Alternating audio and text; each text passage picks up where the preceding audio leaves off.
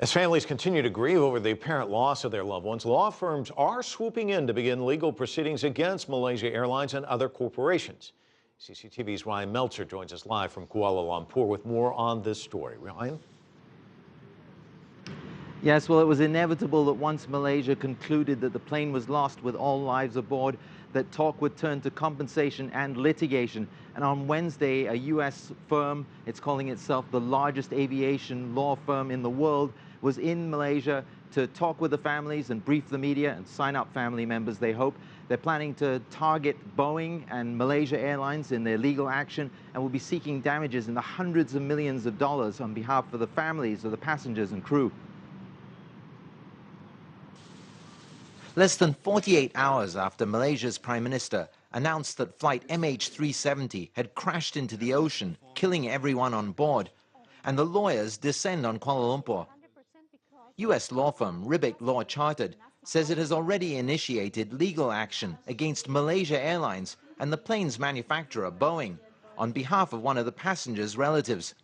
Based in the statements and preliminary conclusions of our aviation experts, which we have used in the past, that the pilot and co-pilot encountered catastrophic failure in the cockpit. Either there was an electric fire or there was a sudden loss of cabin pressure. This is also based in the fact that it has been reported that the fleet of the Boeing 777 has structural problems with the fuselage. The lawyers point to the U.S. Federal Aviation Administration's directive to check for and correct any cracking and corrosion problems on the fuselage of Boeing 777s and accuse both Boeing and Malaysia Airlines of negligence. The lawyers say they expect at least half the passengers' families to sign up for the suit, as has happened in the previous 43 crashes that they've handled. And they say they're initiating action in Chicago because that's Boeing's headquarters and because they expect U.S. courts to act swiftly and make large awards. Those claims will be settled either directly or through the courts. And that process can take a long time, depending on how long it takes to gather evidence, where the claims are brought, which courts agree to accept the claims for consideration, and obviously then the process of litigation can take time. The lawyers say there's no need to wait for all the facts, though. In many of these crashes, we had no wreckage and we had no black boxes. And in many cases, we had black boxes that could not be read. So we cannot wait for them to find the wreckage or find the black boxes because the litigation can start without it.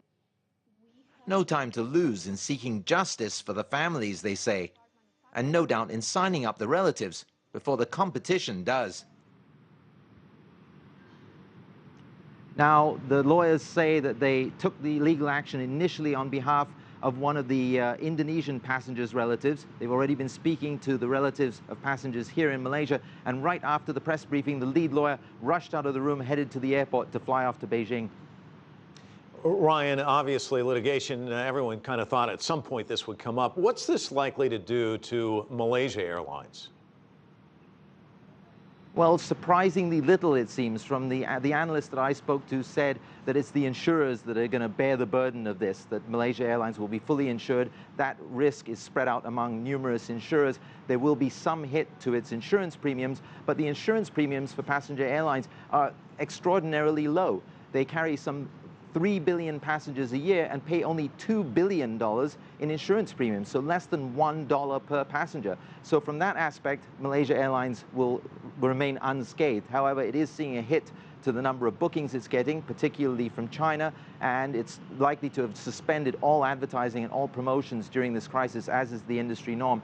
And Malaysia as well has had to suspend its Visit Malaysia 2014 campaign. So there will be a hit on the financial front, and Malaysia Airlines is already struggling financially, having lost $360 million last year. But the actual compensation claims, it's going to be in the insurers and not the airlines that are going to bear the brunt of that. In fact, bear all of it. Rian Maelzer, live for us in Kuala Lumpur. Thank you.